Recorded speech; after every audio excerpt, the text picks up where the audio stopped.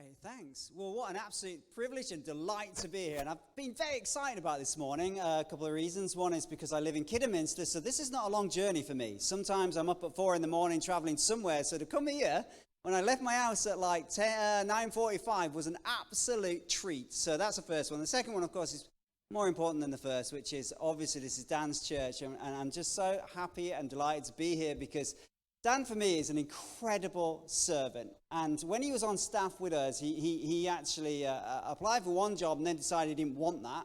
So I said, actually, Dan, I think we've got another one for you. Would you prayerfully consider this? Because we really have a need here for this particular role. He came in, said yes, took that role. And then he said, and then we filled it. And then I said, but I've got another one, Dan. He's like, oh, I'll do that for you. That's fine. We filled that. And I said, but Dan, I've got another one for you. And he said, yeah, that's fine. And eventually he got fed up with that and said, no, I'm coming here. So we are delighted that Dan has not moved too far from us. And it's just such an honor and privilege to be here with you this morning.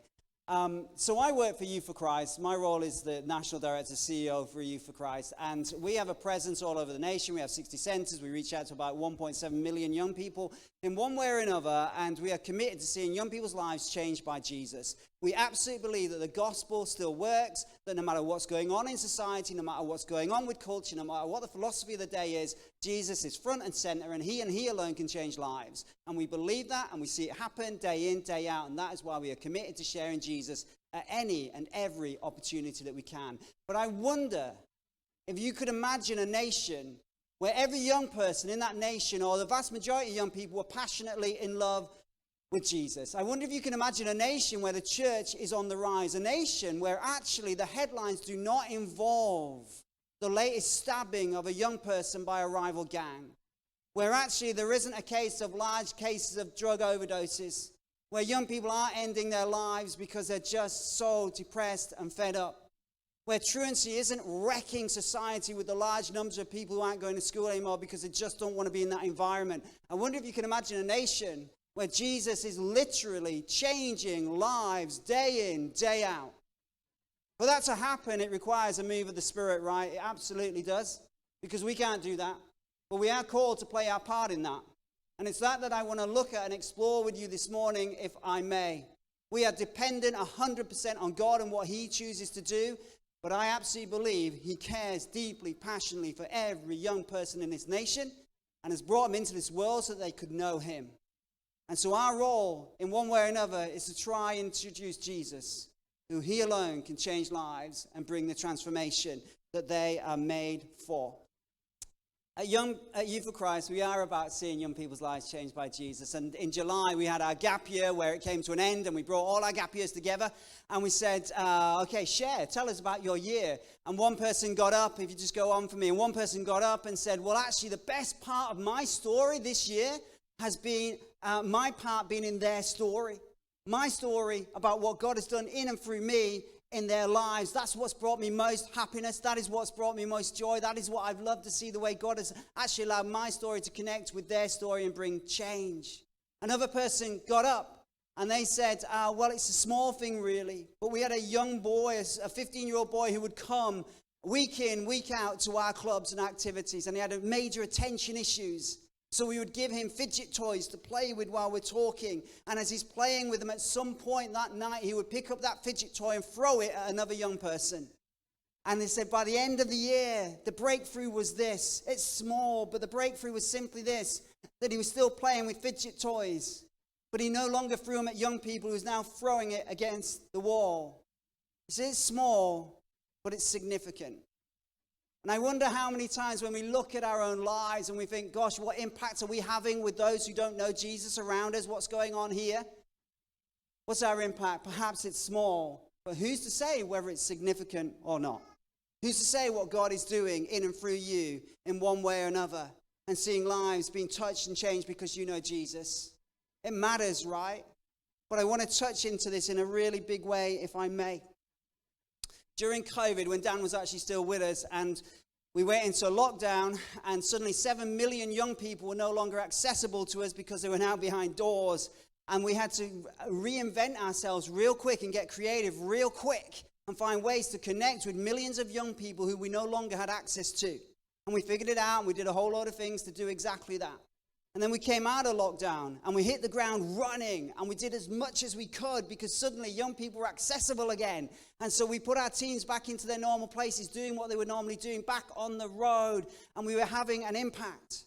And we were engaging with young people. But about June this year, we hit a wall. We absolutely hit that wall so hard where we had to ask a significant question, which was this: we may be busy, but are we fruitful? We may be seeing millions of young people in one way or another hearing about Jesus, but what about the transformed lives? And we had to stop and we had to really process that and ask some big questions about what we were doing, because we could tell a big picture story. But what about the real transformation of lives that Jesus come for? What did that look like? At the same time as that was going on, as we were asking these big questions, we were also facing a financial hemorrhage where we were just spiraling. We'd gone through COVID, we'd survived that, but suddenly the bank balance was getting depleted. Month on month, it was getting scarier and scarier as we saw a deficit upon deficit upon deficit, and it was bringing us to our knees when we were just in a really tough place, where we're asking, gosh, we're so tired because we gave everything we got in COVID. We're out of sorts. We're now hit the ground running, but are we fruitful? And there's no money. And the board were getting twitchy. And when the board gets twitchy, that's not a great place for a CEO to be. And we were asking huge questions about, God, what are you saying to us in this season? What are we to do? And as that's happening, some key people were beginning to leave our organization. And I remember off the back of what probably in 30 years, in one way or another, of being with You for Christ, was probably one of the darkest and toughest days. And I get in my car, and I'm driving home. And my journey from Halesowen to Kidderminster went something like this: God, I think it's time. I think it's time You brought someone else into this role. I'm not sure I've got what's needed anymore to take us forward because we are struggling. We're tired. I don't know if we're fruitful. The finances aren't there. We're losing key people. Lord, what are You doing? Help me to find another way to move on and bring someone else in who can take us forward. I pull up in my driveway, and as I pull up in my driveway, I get a text message, and I look at it, and it's from someone that I know, someone I respect, someone who doesn't work for You for Christ, doesn't live anywhere near us. And she said, Neil, the text message said, I got a really tough message for you. It's a message that I think God has put on my heart, and it's really tough for me to give you it, but it's got weightier and weightier, and I need to share it. So I look at this off the back of a really tough day, and I start to respond, thanks, but not today. And I'm just about to send it, and I'm so glad I didn't, because something told me, well, look, if it's from God, if it really is from God, then no matter how tough that message may be, it'll be a message of hope. There'll be hope somewhere within it. And so I pick up the phone. I'm like, yeah. And said, well, here's the message I've got for you. I really feel that God is doing something. I don't know what God is doing for you right now, but I think He's doing something to get your attention. Sure, He's getting my attention. We're exhausted. There's no money. It's getting really challenging. The board are having difficult conversations about the way we go forward. And we're losing key staff. Yeah, He's getting my attention. And then it said, and you were experiencing crumbling. I'm like, yes, we're definitely experiencing crumbling. And I really feel that God is saying to you, you've got a choice. You can either stop everything you're doing, pull everyone off the road, stop all your activities, and pray and fast for 40 days, or you can continue. But if you stop, you'll still experience some crumbling, but then you will see the Spirit of God move through You for Christ in a way that you've never seen in your entire 75 years of history. But if you don't stop, your crumbling will become unsustainable. And I had some questions around it. And then I put the phone down, and I took the phone while I was walking around the block. And then I call my board chair, and I say, hey, this is what I just heard. My board chair is a very, very sensible man who's run a significant national organization that everyone in this room will be aware of. And he doesn't look at me because I'm on the phone. I don't know what he was doing. And he replies and says, I think it's right. I'm like, okay. So I call the leadership team together in the morning. I say, this is what's happened. Now, half of my leadership team immediately respond and say, yes, that is right. The other half, like, are you nuts? What is the matter with you? You want us to stop? We just got back off COVID. You want us to stop? You want to stop all our commitments? We got so many commitments. When are you even thinking about? I'm like, well, on Tuesday next week, we were calling everyone to pray and fast for a day. I'm thinking from that day, we're going to 40. And they're like, no, we cannot. There's so many commitments. I'm like, I know. And then I inform the board, the invitation of the board chair, and they're wrestling over it all weekend, and they're deliberating over it over and over again. Should we? Is this really from God? How do we know? And God had really been turning up the volume for us. Because a week before that, when the bank balance was so bad, when we just had no answers, I really felt God say through a significant other word that I'd received, that the story of Elijah and the widow, and this notion that he will give just enough flour and oil. The pattern had been down, down, down, and suddenly a word came in, he'll give you just enough. There's no way we could see that turn around, not humanly. And so I'm like, okay, and then other messages came in which were backing that up. So I took it to the board, and they were looking like, well, what does that even mean? I don't know. And on the Sunday morning, or Tuesday coming, waiting for the board's answer, I'm just at home before going to church. And I'm like, Lord, this is crazy. You cannot be asking us to stop everything. We've got so many commitments. I'm going to look an absolute nutter. You cannot be asking. You've got to prove that this is of you. And then I just turn to my reading, and I'm just systematically working through the Bible. And it's at Joel 2, and I'm starting at 12 through to 28. And the very first line, 12, verse 12, turn to me while you still can. Okay, Lord, you're getting my attention here. Then it goes on, call the people to pray and fast. Wow, okay. And then it says, and I will give you just enough flour and oil. So there it was. It was clear to me. And I'm pushing the board now, like, Lord, if this is of you, then this is what you're asking. The board will come on board. And sure enough, that evening they say, yeah, this is what we think we should do. So next morning, I gather all the staff, get them online, bring them in, and say, guys, I know we've got a day set aside tomorrow for praying, but we're going to stop for 40 days. I'm going to unpack the whole thing with you. I'm going to explain the whole deal with you, but this is what we need to do. You need to get on the phone to every contact that we've got a commitment to and tell them we can't turn up. But we're going to also work hard at finding replacements. And so we did that. And we found everybody a replacement in that time frame. But it didn't come easy.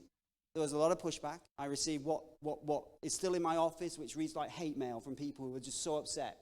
People who were threatening to sue us. People who were unhappy the fact that we ourselves couldn't turn up. And all I could do was like, I know, but I also know what God has said to us. And we found your replacement, so we are not budging. This is what you've asked, what we believe God has asked us to do. So we gathered the staff together. We got a framework. And day one, the staff coming in, and we just posture ourselves. And we say, look, this is what we're going to do, guys. We are just going to listen. And we're going to position ourselves before God and say, God, if this is of you, speak to us. Tell us what it is you want to say. And day after day after day, at the end of every day, I'd gather everyone together and say, okay, what have you heard, felt, sensed God might be saying today? And at the end of every day, they would feed back. And it'd always be a pattern. It would bounce around the room like, oh, that goes off what I heard. And it was amazing. And I've written it all down. And we tracked the whole thing. But there was one thing that God was saying over and over and over again. And it was a very simple thing. And it's what I heard here this morning when someone was praying. And it was simply this. I want your heart. Above all else, I just want your heart. I want to be first and foremost in your life. You're so busy doing so much, and you're doing it in my name. But I just want your heart. As we reflected on this, we realized it's easy to do things for God. It is. It's easy to act and behave like a follower of God and be a follower of God. It is. But we can do all of that, and yet God is still an afterthought. It's amazing how many programs that we will write and deliver at Youth for Christ, and then we'll tag prayer just on before we do it. Right? He's just an afterthought about what we're doing. And he's saying, actually, I want to be first and foremost. Before all else, I need to be first. I lived overseas for 17 years, and we moved to 4 different countries. And when you move a lot, you don't have many friends. So the only way to resolve that is to have lots of children. So we have 4. We grew our own community, and they are our friends. And we moved back to England 7 years ago. And when we moved back to England, within a month, our oldest son, Jake, we're putting him back on a plane to send him back to the US for his education because he's educated in the American system. And as we're at the airport, and the family are all gathered around, and they're all saying goodbye, not wanting to let him go, my turn comes. And I grab Jake, and I say, Jake, if you forget everything I've ever taught you, if you forget all the things that you've seen, remember this one thing. And I go on to tell him what I think is the most important thing he needs to remember. And it's very simple. It's from Matthew 6:33. Seek first God above all else. In all that you do, seek him first. And I think Jesus had a similar moment with his disciples. In John 15, we're going to look at this text in a moment. In John 15, when he's coming, moving from the upper room, and he's going to the Garden of Gethsemane, and as he walks through a vineyard, doesn't he? And I think he gathers them around and says, guys, if you forget everything I've ever taught you, this is my last moment with you, then remember this one thing. And what is the one thing? It's a passage we know incredibly well, John 15, 1-5. I am the true vine, and my Father is the gardener. And he cuts off every branch that doesn't produce fruit, and he prunes the branches that do bear fruit, so that you will produce even more. You've already been pruned for greater fruitfulness by the message I've given you. Remain in me, and I will remain in you. For a branch cannot produce fruit if it is severed from the vine, and you cannot be fruitful apart from me. Yes, I'm the vine, you're the branches. Those who remain in me and I in them will produce much fruit. For apart from me, you can do nothing. See, we can be busy. We can be so busy. We can be talking about Jesus left, right, and center, but it doesn't mean we're going to be fruitful. And I think there comes a moment, isn't there, when we have to ask the question, God, what are you doing and saying in my life? Because if I'm connected to you, there should be incredible fruit. Now, God had spoken profoundly to us. I'm going to stop talking about you for Christ in a minute, but God had spoken profoundly to us. He started to talk about what the next season looks like, how we need to reposition ourselves, how we need to reform in order to be effective in a changing world around us to reach young people. But he also said, before you have external change, there needs to be internal change. And that meant for us, if you work for You for Christ, 20% of your working week now is involved in prayer and discipleship. Because we have to be so saturated in prayer, so saturated in who he is, that whatever you do, you will feel and you take Jesus literally with you. Where people can sense his presence because you just come out of the throne room. And that's what God, I think, is asking many of us to do before we do all else, is spend our time with him, bathed in him. But let me go back to where I started with that question around, wouldn't it be amazing to see a nation changed?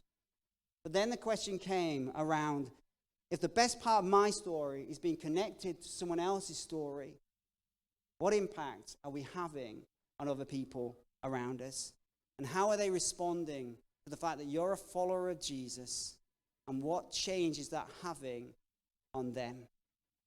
And I would argue it's not so much to do with how much we're telling people about Jesus, but it's far more about how much we are talking to Jesus. The more we are connected to him, people will feel the impact of that around you wherever you go. So let me just take you, I don't know if I can do it because I think you got a problem with the slides, right? But I'm sorry, keep going. I'm just not very good at this. Keep going. Great, keep going.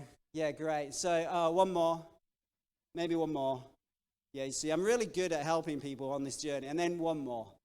Great. So last summer, I'd been working for You for Christ 30 years, and the board said, listen, we're going to give you a sabbatical. Take 3 months. I've always dreamt of a sabbatical, but I always wanted to travel. Lockdown wasn't going to do that. It wasn't going to allow me to go anywhere, and countries were quite funky, so there was going to be no fun doing that. So we had some inheritance money, and my wife said, listen, why don't you just project manage the house for the next 3 months? And that seemed like a great idea. I'm an all or nothing extreme person. It's just how I'm wired. So our garden is a disaster. The fence is falling down. We've got a whole lot of trees. It's just a terrible situation. So I brought in some landscapers to just sort the whole thing out. There was 15 men who came. They cleared the trees. They got the fences up. They did a whole lot of great things. At the same time, I thought, yeah, okay, well, let's carry on with this. If you go on for me, I thought, well, there's a hole in the roof. Let's get the guys doing the roof. So 15 men in the garden, a whole lot of men on the roof. At the same time, we had 2 bathrooms that needed to be changed. So let's do that too. So let's completely pull and totally renovate our bathrooms. And the great thing here is it still has a toilet in this scene, but actually the toilet disappeared and we had to go to Morrison's. Other supermarkets have toilets, by the way, but Morrison's was our place of choice. So we went there to use the facilities. At the same time, we discovered we had a major damp problem. So every room in our house looked like that, completely and utterly taken back to the brickwork. We had 15 men in the garden, 5 men on the roof, 3 people doing the bathroom, about a team of 8 doing the damp. It was insane. There was dust everywhere, and we're just living in our kitchen, which is the only place where nothing was being done. And even there wasn't safe, because the builders and everyone would knock on the window and say, can I have a cup of tea? And we're like, we're in the kitchen. They know they can have a cup of tea. And I'm not enjoying my sabbatical. And my wife, who knows me well, she turns and says, darling, why don't you take the girls and go to the Lake Districts for a few days? I've got this. So I'm like, are you sure? And she said, yeah. So I did. I took the girls to the Lake District. So there's Lucy, Molly, Maisie, and we just arrive at this scene, and it's very important you grasp this. We just literally arrive in the Lake District. I take this picture, and then I get a phone call from Joy. I'm thinking she can ask, how are you doing? What's happening? To which I get this message saying, the pain, it's everywhere. I'm like, what? Darling, what's happening? The pain, it's everywhere. What do you mean the pain? Not the pain, the paint. I'm like, oh, the paint. Oh, no, what's happened? And she said, well, we went to B&Q, what other places are available. I went to B&Q and we bought paint, and I put it on the car seat, and it was 35 degrees or something crazy that day. And she goes to the lights, puts her foot on the brakes, and it topples over and goes into the footwell. And that's after I've cleaned it up. So that's what's all over the floor. She goes to a supermarket, goes in to buy the stuff to clean that up. She doesn't realize that the paint tin is leaning against the car door, passenger door. She opens the passenger door to clean it up. The paint tin spills out and plops all over the car park, but it splatters white paint against a black Mercedes. To which she doesn't know what to do, and it's 30-odd degrees, so she's trying to clean it, and she's now painting a black Mercedes in white. I'm like, oh no. Darling, listen, get off the phone to me, go in there, call out the reg number, get some tips, clean the side. And so she hangs up on me, and 30 minutes, I'm now sat on a bench in the Lake District, knowing this is happening in Kidderminster. I'm not feeling relaxed. Bring back the renovation of our house. I'm happier there than I am in this situation. And I'm praying and praying and praying. And I call her back and said, so what's happened? And she said, okay, they're just gone. Okay, what happened? She said, well, an elderly couple came. It was their car. I was able to use my finger and chip most of it off without taking the black paint. I'm like, okay, but there was still some damage, some paint. I said, okay.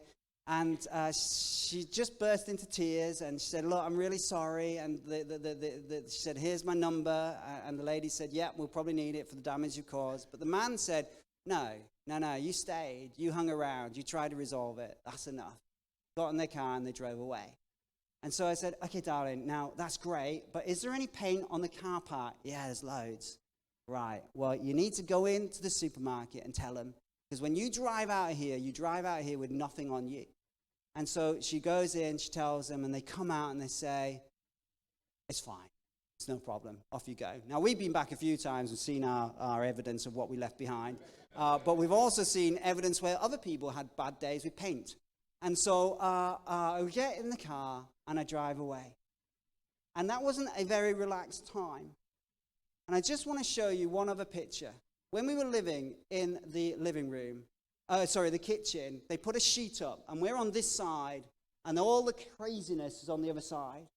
And every now and then, that sheet would come down, and you would just get filled with dust. And you'd be sat there eating your food, and a layer of dust would over it. You were kind of gray just from the dust. Your coffee had dust on it. Everything had dust. It was overwhelming. Because that which is going on the inside will eventually move to the outside. And it says in Luke 6:45, a passage that, again, you'll know well. For whatever is in your heart determines what you say. Whatever's going on inside of us will come out.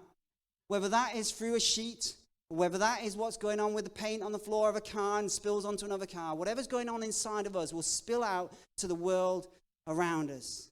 And in Luke 2, Jesus says, I want to make my home in your heart. I want to be the thing that overflows from you. Wherever you go, whatever you do, I want people to feel the presence of me in your life. I want you to be so consumed by me that everyone around will know that. And I'm not talking about salvation. I'm talking about intimacy with Jesus. I'm talking about the fact that he calls us into a deeper depth with him so that the world around can see the impact he's having on our lives.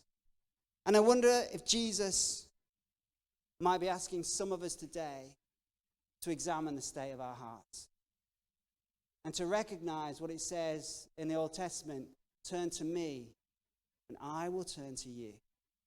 And as we examine our hearts, a recognition that maybe, Jesus, you weren't the first thought in my day and you're not my last.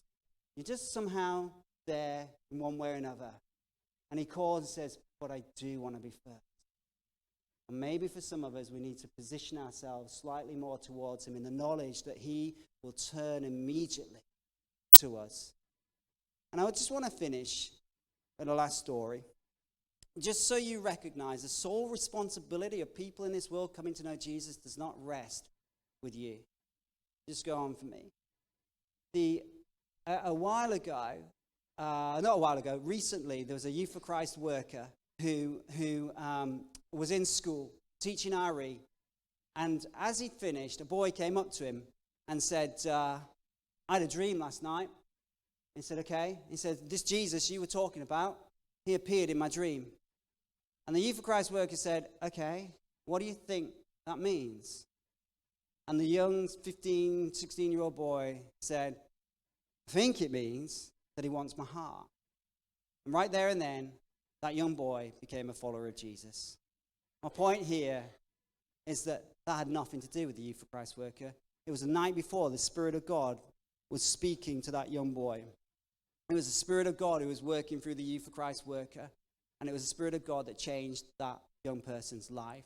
The difference is the Youth for Christ worker was available to the Spirit to do that. And I believe that God is asking each and every one of us, come to me. Give me all of yourself, and I will work through you. And the people around you, because of your connection to me, their lives will be transformed. If I may be indulgent for a moment and just finish the whole narrative and just say that for us at Youth for Christ, as we go on this major change in direction, and as of September last year, we just saw the bank balance plummet. And then we reached this place of like, okay, God, you're saying just enough. As soon as we started our 40 days, the bank balance went from this to this. All of June, all of July, all of August, all of September. Now, the other day I was praying, saying, well, God, what does it mean? Because the board's saying I need to play my part. What does this mean? Because I don't want to act out of faith here. I only want to do what you're asking me to do. So you're saying just enough. Are you saying you're going to provide and we shouldn't do anything now? You're just going to do this? What does this mean? And on Wednesday, I got a text from someone who didn't know anything of our situation. He said, I've been praying for you for Christ. And I really felt God was saying something, that he's taking you into a new season. And as you go into this new season, he was talking about Elijah and the widow. And that the widow would be given just enough. He knew nothing. And so I'm like, okay. And then he said, but the thing is, Elijah had to ask the widow to give it. And I think that God is asking you to give so that he will give you just enough. And so with that in mind, and just very quickly, I'm going to do exactly that. If you would like to come on this journey with us as Youth for Christ, as we are repositioning ourselves to serve the local church throughout this nation, which we believe is the biggest sleeping giant in this land to see change, so engage with young people all across society to take the good news of Jesus, then you could become a partner with us so that we have just enough to mobilize our teams to see transformation throughout this nation. I'm going to come in, I'm going to hang around and love to talk to you. Let me pray. Father, I thank you that you are calling us to fruitfulness, that you are calling us to be people who are connected to the vine. And Lord, as we've gone on our journey, you're calling each of us to go on a specific journey with you, which always starts with the response to your statement, I just want your heart. And Lord God, for each of us today, may we respond positively and reposture ourselves where we need to, so that you have all of us to do whatever it is you want to do. In Jesus' name, amen.